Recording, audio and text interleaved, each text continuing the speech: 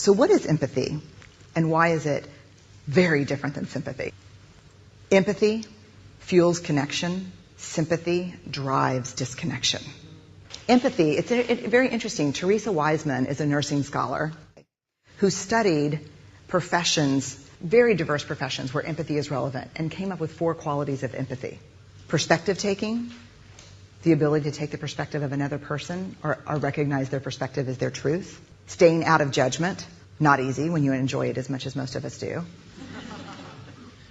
Recognizing emotion in other people and then communicating that. Empathy is feeling with people.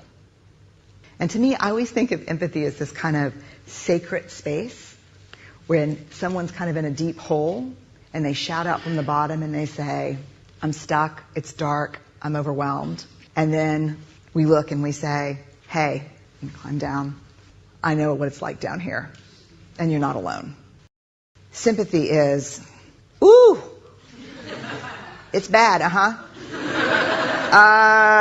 no. You want a sandwich? Empathy is a choice, and it's a vulnerable choice, because in order to connect with you, I have to connect with something in myself that knows that feeling.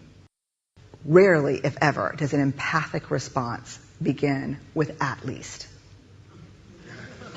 Yeah. And we do it all the time. Because you know what? Someone just shared something with us that's incredibly painful, and we're trying to silver lining it. I don't think that's a verb, but I'm using it as one. We're trying to put the silver lining around it. So, I had a miscarriage. Oh, at least you know you can get pregnant. I think my marriage is falling apart. At least you have a marriage. John's getting kicked out of school. At least Sarah is an A student.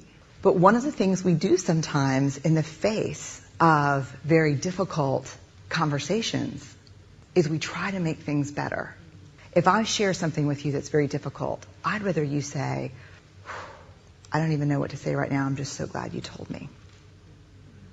Because the truth is, rarely can a response make something better. What makes something better is connection.